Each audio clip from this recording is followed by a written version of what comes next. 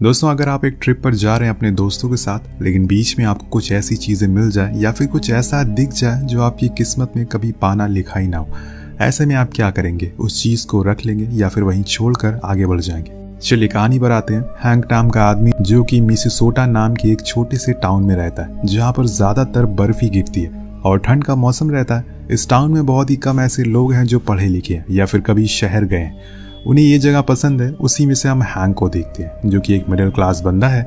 वो अपना काम खत्म करके अपने घर की ओर जा रहा होता है, जहाँ पर उसकी प्रेग्नेंट वाइफ सारा उसका इंतजार कर रही थी। वो जाते ही उसे मिलता है और उसके साथ कुछ क्वालिटी टाइम स्पेंड करता है। और अगले दिन हैंक को अपने भाई के साथ कहीं जाना था, इसीलिए वो सारा को खुद का ख्याल रखने को बोलता है और जाने लगता है। तो वो कहती है कि तुम अपने भाई जेकब का भी ख्याल रखना, बर्फ ज्यादा गिर रही है, कहीं उसे चोट ना लग जाए। दरअसल दोस्तों, जेकब थोड़ा सा दिमागी तौर पर बीमार है। उसे आमतौर पर लोगों से बात करना नहीं पसंद है। अब घर से बाहर निकलते समय उन्हें ल्यूक नाम का बंदा मिलता है, जो अपनी ट्रक के साथ ही खड़ा था। हैंक जेकब से पूछता है, क्या तुमने इसे बुलाया? तो वो कहता है कि हाँ, एक यही तो मेरा दोस्त है। तो वो गुस्सा करता है इस बात से, क्योंकि असल में उसकी और ल्यूक की कुछ महीने पहले लड़ाई हो गई थी। लेकिन फिर भी वो अपने भाई के लिए उसी ट्रक में बैठ जाता है। फिर तीनों लोग निकल जाते हैं सफर के लिए। बीच में वो अपने मॉम डैड की ग्रेव पर भी रुकते हैं और उन पर फूल चढ़ाते हैं। और वहीं दूर ल्यूक खड़ा होकर टॉयलेट कर रहा होता है, जो देखकर हैंक को गुस्सा आता है। पर वो कुछ कहता नहीं है, क्योंकि वो नहीं चाहता कि किसी का भी मूड उसकी वजह से खराब हो। वहीं दूसरी ओर हम एक फार्म को देखते हैं, जहां से एक वॉल्फ एक मुर्गी को लेकर भाग रही थी। फार्म का मालिक उसे मारने की कोशिश करता है, लेकिन कोई फायदा नहीं है। अब ये तीनों भी काम को खत्म करके घर की ओर निकल जाते हैं, लेकिन तभी ल्यूक के सामने वही भेड़िया आ जाती है, जिसकी वजह से उसे स्टीयरिंग घुमाना पड़ जाता है और उसकी ट्रक जाकर पेड़ से टकरा जाती है। इस चीज से उसे बहुत गुस्सा आता है और वो बंदूक लेकर उतरता है उसी वॉल्फ को मारने के लिए। तो हैंक कहता है कि ठीक है, आज हम तुम्हारा ये हुनर भी देख लेते हैं, चलो उसे मार कर दिखाओ। अब वो तीनों उसके पीछे पीछे जाने लगते हैं, पर काफी समय बीत जाने के बाद वो उन्हें कहीं दिखाई नहीं देता। इसलिए सभी वहां पर पड़ी बर्फ के साथ मस्ती करने लगते हैं। ल्यूक एक बर्फ का गोला बनाकर हैंक की ओर इशारा करते हुए कहता है, तुमने मुझसे कहा था कि उस दिन कि तुम मुझे देख लोगे, तो आज मौका है और देखते हैं कि किस में कितना दम है। वो कहता है कि तुम अभी भी उस बात को लेकर बैठे हुए भूल जाओ और घर चलो, सारा हमारा इंतजार कर रही होगी। तो वो हंसते हुए उस गोले को दूर फेंक देता और जाने लगता है। लेकिन जहां जाकर वो गोला गिरता है, वहां से कुछ बर्फ नीचे गिर जाती है और एक क्रैश हुआ प्लेन विजिबल होने लगता। तीनों ये देखकर हैरान हो जाती हैं कि ये प्लेन यहाँ पर कैसे आ गया। क्या अभी तक किसी भी टाउन वाले को इस क्रैश प्लेन के बारे में पता नहीं चला?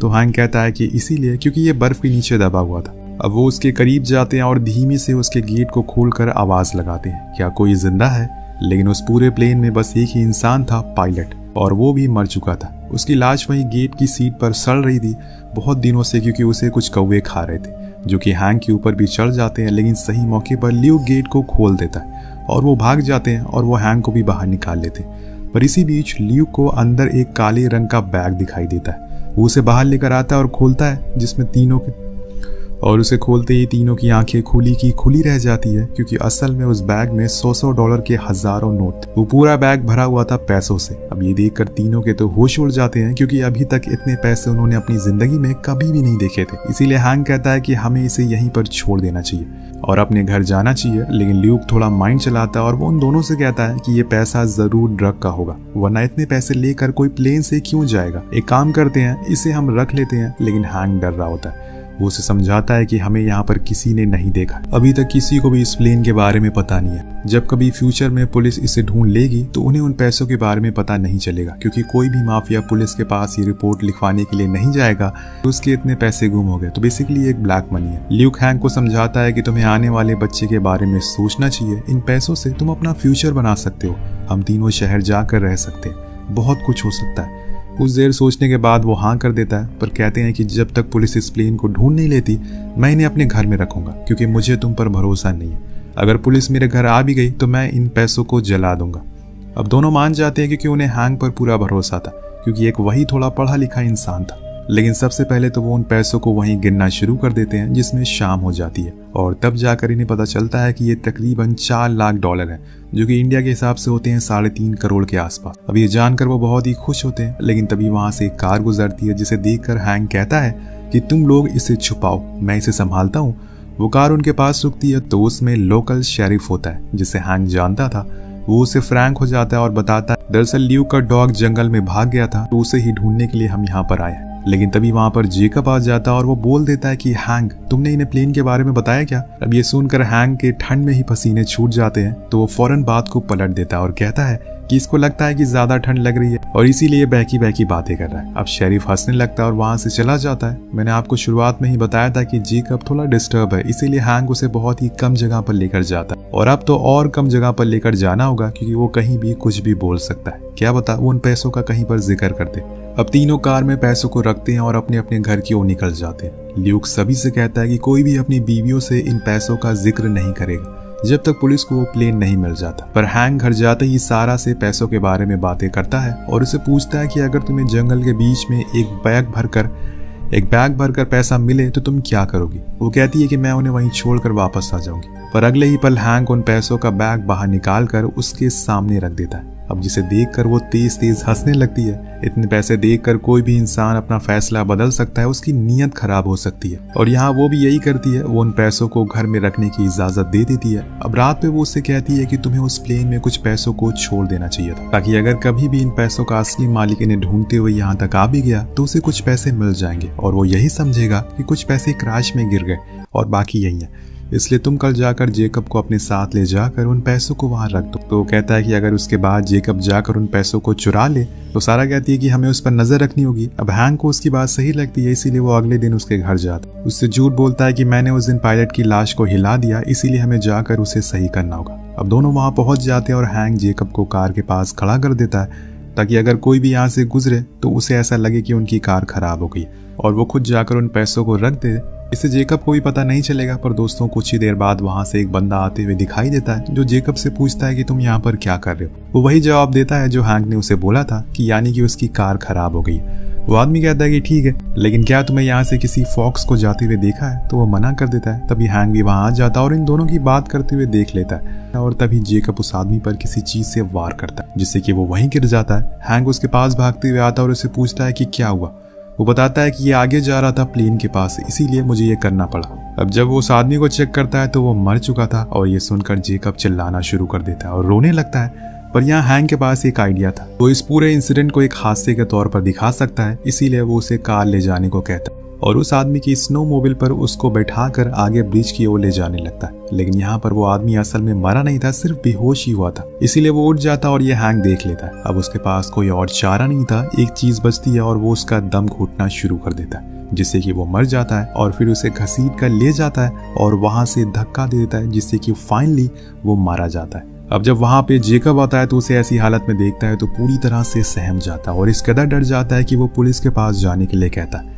लेकिन हैंक उसे समझाता है कि ऐसा करने पर हम दोनों ही पकड़े जाएंगे, इसीलिए चुप रहना बेहतर है, इससे ही हमारी भलाई होगी।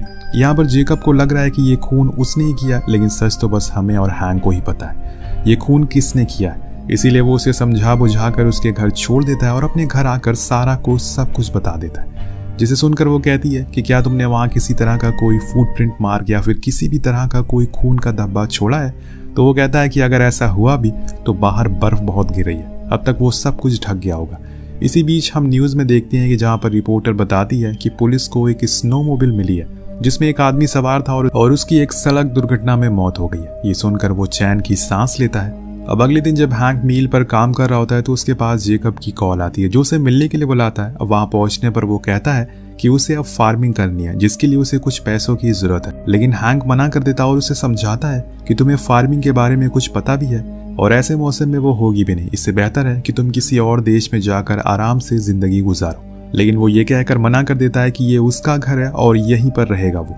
अगले सीन में हम हैंक को सारा के ऑफिस में देखते हैं जहां पर वो एक पुराने पेपर को दिखाते हुए कहती है कि देखो, इसमें लिखा है कि कुछ महीने पहले दो भाई ने एक लड़की का अपहरण किया था और बदले में उन्होंने $4 लाख मांगे, लेकिन पैसे मिलने के बाद भी उन्होंने उस बच्ची को मार दिया और उन पैसों को लेकर फरार हो गए। क्या तुम इन दोनों भाई की शक्लों को पहचानते हो? हैंक कहता है कि जो बंदा प्लेन में था उसका चेहरा पूरी तरह से बिगड़ चुका है, इसीलिए मैं सही से बता नहीं सकता। अब कहानी और आगे बढ़ती है। उस रात जब हैंक सो रहा होता है तो उसके घर की घंटी बजती है। वो घबरा जाता है कि इतनी रात में कौन आ गया। वो बाहर जाता है तो देखता है कि वहां पर ल्यू खड़ा हुआ था जो उसे कुछ पैसे मांगने आया था। पर हैंक उससे भी मना कर देता है और कहता है कि हमने डील करी थी, क्या तुम भूल गए? ये बोलकर वो गेट को बंद करने लगता है तो ल्यू कहता है कि मुझे जेकब ने सब कुछ बता दिया, इसीलिए बेहतर है कि तुम मुझे कुछ पैसे दे दो वरना मैं पुलिस को बता दूंगा। अब हैंक भी बेवकूफ़ नहीं था, इसीलिए वो उससे कहता है कि अगर तुमने कुछ बताया भी तो तुम भी जेल जाओगे, क्योंकि तुमने भी पैसों को चोरी करने में मदद करी।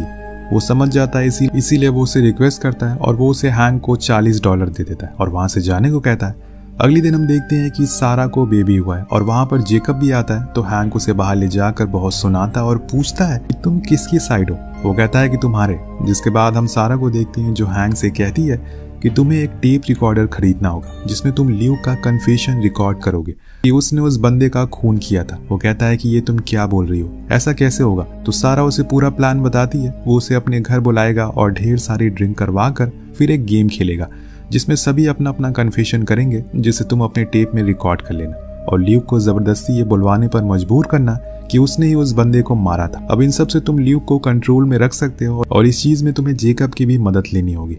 तो आप समझ गए होंगे कि सारा कितनी चालाक है, उसकी सोच कहाँ तक जा सकती है। जिसके बाद हैंक ये प्लान लेकर जेकब के पास जाता है और उसे सब कुछ बताता है, लेकिन वो मना कर देता और कहता है कि वो अपने दोस्त को धोखा नहीं दे सकता। तो हैंक कहता है कि इसमें धोखा नहीं देना, बस हमें उसे कंट्रोल में रखना है, कहीं वो किसी को कुछ बता ना दे। मैं तुम्हारी फार्मिंग खुलवाने में मदद करूंगा। अब वो मान जाता है और फिर ल्यूक को कॉल करके उसके घर आ जाता है, जहाँ पर ये तीनों खूब ड्रिंक करते हैं। लेकिन इसी बीच वहाँ पर उसकी वाइफ आ जाती है जो उन्हें जल्दी जाने को बोलती है, पर ल्यूक उसे अंदर भगा देता और फिर ये अपने काम में लग जाते हैं। और तब जाकर जेकब उसी बात को छेड़ता है और कहता है कि मुझे तो उन पैसों में कोई भी इंटरेस्ट नहीं है, लेकिन अगर मान लो ल्यूक पुलिस के पास जाए, ये कन्फेस करेगा कि उसने ही स्टीफन का खून किया है, तो ये बात कैसे कहेगा। अब वो इतने नशे में होता है कि वो उन्हें ये प्रैक्टिकल करके बताने लगता है और इसी का फायदा उठाकर हैंक रिकॉर्डर को ऑन कर देता है, जिससे कि उसका पूरा कन्फेशन उसमें रिकॉर्ड हो जाता है। भले ही वो उसने नशे में किया हो, लेकिन कहा तो उसने खुद ही है। अब जब हैंक उसे वो रिकॉर्डर दिखाते हुए कहता है कि तुमने जो भी कुछ कहा वो मैंने इसमें रिकॉर्ड कर लिया है ताकि तुम आगे जाकर हमें धोखा ना दो, लेकिन ल्यूक हंसने लगता है और कहता है कि इस पे कौन ही विश्वास करेगा। तो हैंक कहता है कि तुम खुद ही देख लो तुम्हारी और मेरी इमेज में कितना डिफरेंस है इस पूरे टाउन में। ये सुनकर ल्यूक बहुत गुस्सा हो जाता है और वो भागकर अपने कमरे में अपनी बंदूक लेकर आता है। हैंक पर तान देता है और कहता है कि वो रिकॉर्डर मुझे दे दो वरना मैं तुम्हें मार दूंगा। तभी बाहर से जेकब अपनी बंदूक लेकर आता है और ल्यूक को ही शूट कर देता है, जिससे उसकी वही मौत हो जाती है। लेकिन इतने में अंदर से उसकी वाइफ बाहर आती है और वो ल्यूक की ऐसी हालत देखकर रोने लगती है। तो हैंक उसे समझाता है कि ये बस एक हादसा था, लेकिन उसे पता था कि ये किसका काम है और इसीलिए वो किचन में जाकर अपनी बंदूक से हैंक के ऊपर गोलियां चलाना शुरू कर देती और उसके जवाब में वो भी गोलियां चलाता है, जिससे कि वो मारी जाती है। और यहाँ पर इस कहानी में एक और मोड़ आता है। बस उन पैसों की वजह से 3 लोगों ने अपनी जान गंवा दी।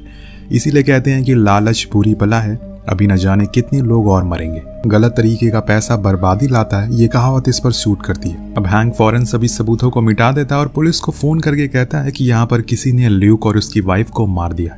फिर जाकर वो जेकब को संभालता है। अब अगले दिन उन्हें पुलिस के पास जाना होता है, क्योंकि कॉल तो हैंक ने किया था। वो दोनों पहले से ही पूरा प्लान बनाकर आए थे, इसीलिए हैंक उन्हें बताता है कि ल्यूक बहुत शराब पीता था, जिसकी वजह से उसकी वाइफ ने उसे मना भी किया, लेकिन उस दिन वो नहीं माना और उसी नशे में उसने उसे मार दिया। जैसे कि टाउन वाले बता रहे हैं, कार्ल मान जाता है क्योंकि हैंक की टाउन में काफी अच्छी खासी इज्जत होती है। लेकिन तभी यहाँ पर कहानी में एक और कैरेक्टर की एंट्री होती है, जिसका नाम है जॉन, जो कि एक FBI एजेंट है और वो अमेरिका से यहाँ पर उसी प्लेन को ढूंढते ढूंढते आ गया है। कार्ल उन दोनों भाइयों से कहता है कि हमें कल इनके साथ चलना है उस प्लेन को ढूंढने के लिए।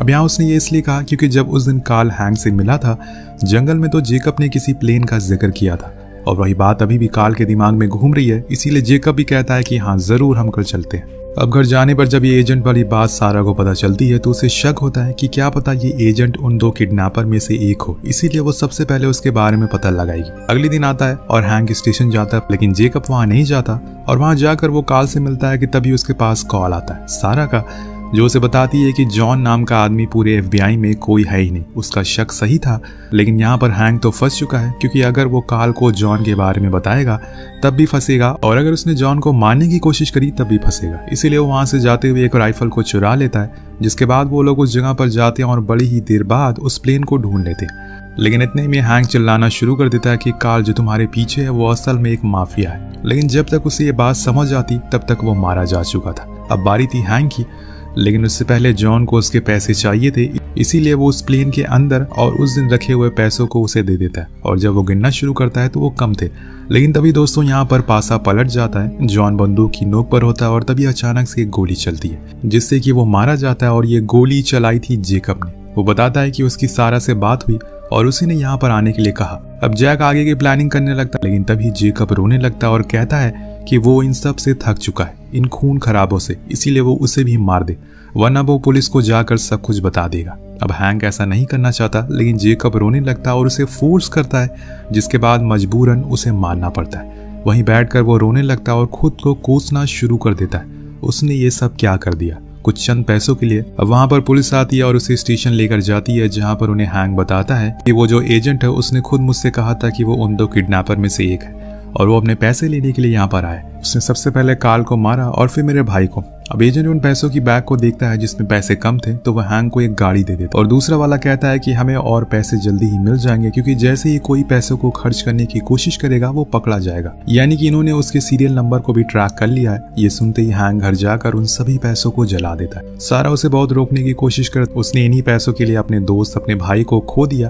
अब आखिर में वो जेकब के घर के बाहर जाता और वहीं खड़ा होकर रोना शुरू कर देता है। वो जब तक जिंदा रहेगा तब तक खुद को कभी भी माफ नहीं कर पाएगा। इसीलिए कहते हैं कि अनुभवी लोग अक्सर बताते हैं कि लालच करने वाले हमेशा पछताते हैं। वेल दोस्तों, अगर आपको इतने पैसे अचानक से मिल जाएं तो सबसे पहली चीज आप क्या खरीदेंगे? नीचे कमेंट करके हमें जरूर बताइए। मिलते हैं अगली वीडियो में। Peace out.